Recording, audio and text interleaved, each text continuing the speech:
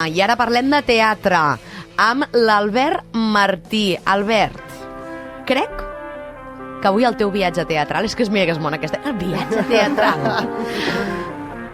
Ens portes una cosa força diferent, crec, avui. Sí, exacte. I és que ahir era 25 de novembre i es commemorava el Dia Internacional contra l'Eliminació de la Violència contra les Dones, i des d'aquest espai volia dir dues coses. Una, que cada dia i ha de ser 25ena i no ha de quedar com una efemèride en un calendari, i dues, que el teatre i les arts escèniques, per extensió, no estan exemptes de violència masclista, d'assetjament o d'actituds abusives com qualsevol altre espai de la nostra vida personal i social.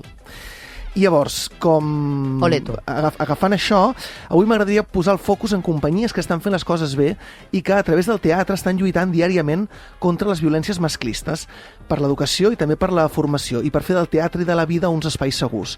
I avui m'agradaria parlar del cas de la cooperativa Nus.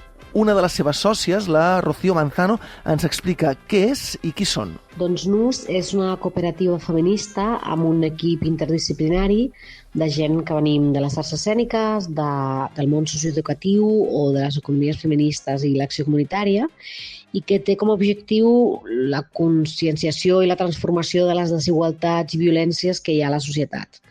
Fem servir metodologies creatives, participatives i vivencials i ho fem enxarxada amb altres entitats amb objectius comuns. També facilitem l'acompanyament i l'assessorament de grups, entitats i equipaments, donant eines participatives i organitzatives per incorporar la perspectiva de gènere i comunitària. A Nus fem moltes coses, fem espectacles teatrals, tallers, formacions, assessoraments, acompanyaments i moltes vegades també treballem a mida. Ara hem escoltat a la Rocío Manzano de la cooperativa Nus. Feies aquesta crítica als espais escènics i deies que no era un espai lliure de violències masclistes, ni els teatres, ni els mitjans de comunicació, ni el món musical, que anem tots de guais. Sí, però després a la que toca revisar-nos... És que en el teatre estàs en una posició tan vulnerable quan tu estàs fent teatre que és com tan fàcil creuar les línies vermelles i que no passi res, i per sort hi ha tanta gent que s'està alçant i dient coses, tio, que és supernecessari totes aquestes companyies. I ho hem vist a bastament els darrers anys, amb casos que han sortit, que ara no trauré la recol·lació, però... Només recomanarem el documental Sostre Groc de la Isabel Coget, per exemple. Sí, o els articles de la Núria Jonico i de l'Albert Llimós. Parlant de Nus, a banda de la Rocío, la Magalí Permanyer i l'Eli Rius, juntament amb un equip extens d'intèrprets, però també de docents i talleristes, fan moltes coses, com ara escoltàvem, no? I una d'elles són espectacles teatrals professionals. Sap greu que hagi de posar aquest afegitó de professionals, però és perquè quedi clar, que no estem parlant aquí de qualsevol cosa, com aquests dos que explicarà ara la Rocío. Dels espectacles que tenim, avui us explicaré dos, que són els que estem fent més ara al voltant del 25ena. El primer es diu És de conya, és un espectacle pensat per públic adolescent que treballa les violències masclistes més subtils que es puguin donar dins i fora de la parella. I el segon es diu Monòlegs a la plaça i treballa masclisme i LGTBifòbia en l'espai públic. Tots dos són espectacles de Teatre Fòrum. Un teatre fòrum és un espectacle on primer veiem una història o unes escenes on es presenta una problemàtica social i després el protagonisme passa a ser del públic, que es converteixen en espectadors, espectatrius, i tenen l'oportunitat de pujar a l'escenari a substituir un actor o actriu per provar noves estratègies o noves idees per aportar solucions o com a mínim alternatives a allò que han vist durant l'espectacle. És interessant, oi? Molt. Ara ho acabo d'aterrar, però ho he explicat molt bé, però jo això ho he vist de primera mà, diguem-ne, us explico una miqueta com va això.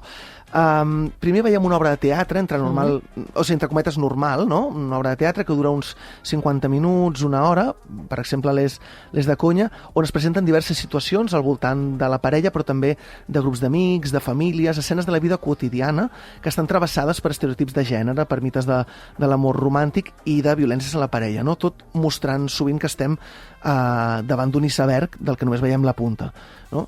I què és el que veiem? Quins són aquests mites o estereotips que veiem, no? Doncs, per exemple, amb adolescents es treballen temes molt diversos. com per exemple que els nois no poden tenir amigues sense que pugui haver-hi res més, com el control del telèfon mòbil, per exemple, que els adolescents és una cosa que en parlen molt, com allò de si m'estima només estarà per mi i ho deixarà tot de banda i deixarà amistats i família només per estar per mi. El tema de la depilació, no? El mite aquest de que si no et depiles això fa brut, o que, per exemple, un que surt molt i que els nens i nenes els fa molta gràcia però després ho van aterrant és que si ets un noi i estàs amb moltes ties ets el amo i que si ets una noia que estàs amb molts nois doncs ets una suelta, dit ara així amb eufemismes a aquestes hores del matí, no? Bueno, són moltes coses que es van... Superinteressant i molt necessari, Molt, perquè hi ha un punt, diguem-ne, que és el que explicava també la Ro, que veuen aquesta obra de teatre, passen aquestes coses i arriba un moment que es talla. Justament abans d'arribar a un punt més de violència explícita, més física, diguem-ne, es talla i llavors els espectadors, el públic té l'oportunitat de convertir-se en espectactor o en espectactriu. Què vol dir? Que la dinamitzadora, la Joker, en l'argot del teatre fòrum, del teatre de les oprimides, comença a valorar, a preguntar a elles què és el que han vist, què és el que està passant, els fa identificar situacions de violència que han pogut veure i els diu, què canviaríeu vosaltres? Què heu vist que podíeu canviar? Llavors algú aixeca la mà i diu, doncs quan el nòvio li està dient a la noia que no faci això, doncs jo li diria que no, que és un masclista i entraria aquí. Vale, perfecte. Vols pujar a l'escenari a canviar-ho? Genial. Llavors puja allà a l'escenari, els intèrprets fan una miqueta de rewind, tiren una mica enrere i tornen a començar l'escena i aquella persona s'incorpora fent el paper que hagi triat, intentant provar la seva estratègia. Espectacular. I tot això es fa, diguem-ne, posant-ho molt difícil partint de la base que la vida encara és més difícil. Clar.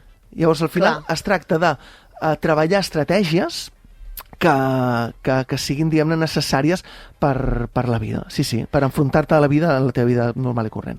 La Rocío ens parlava de 2 espectacles i crec que un d'ells ja el podem veure, no? Sí, de fet, ara mateix a l'agenda, diguem-ne, de la cooperativa NUS des d'avui mateix tenen rodant els monòlegs a la plaça. Avui, per exemple, a les 10 del matí, són a Girona, a la tarda a les 7 al Col·letge, dia 28 a Centelles, el 29 a Vacarisses i, per exemple, a Barcelona seran el dia 5 de desembre a l'Espai Canals i Junyent de Vallcarca.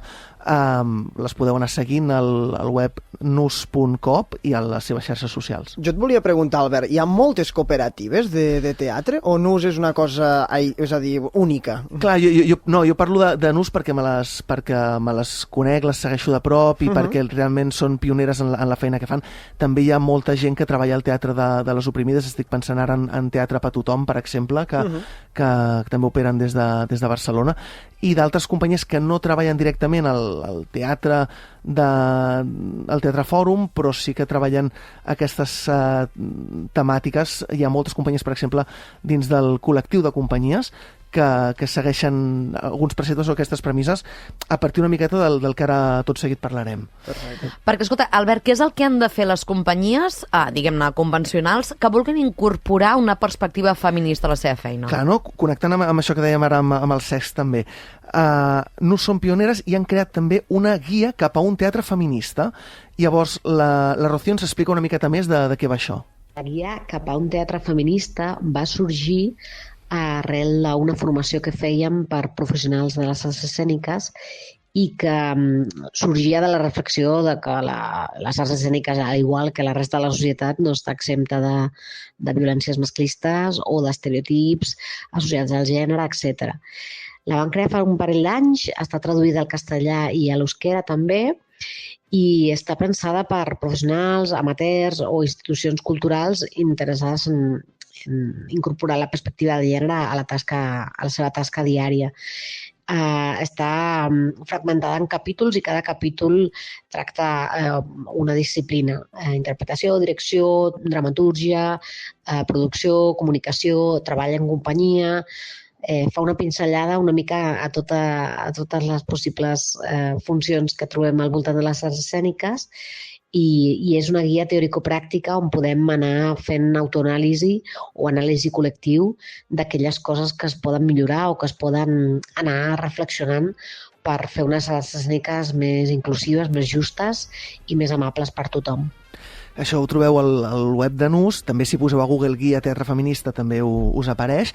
I un exemple una miqueta del que deia la Ro, no? Tu ets una directora i vols mirar l'obra en clau de gènere, vols entrar en la teva mirada per dirigir un espectacle en clau de gènere, doncs aquí et donen un seguit d'ítems que pots seguir, no? Per exemple, de cara als intèrprets, com has decidit quin intèrpret encarna cada personatge? Quines característiques tenen els cossos de les persones intèrprets que has triat? Quan dones indicacions, parles igual a tothom? Quan parles amb les actrius, les infantilitzes? Quants personatges homes hi ha i dones? Quin sentit adquireix l'obra si s'intercanvien els gèneres dels personatges? Com van vestits els personatges masculins o els femenins? Reprodueixen estereotips sexistes? I així un llarg etcètera, també incidint amb l'escenografia, amb la il·luminació, amb la música i amb el so, amb la interpretació i amb absolutament tots els rols. És molt, molt interessant i està oberta per tothom.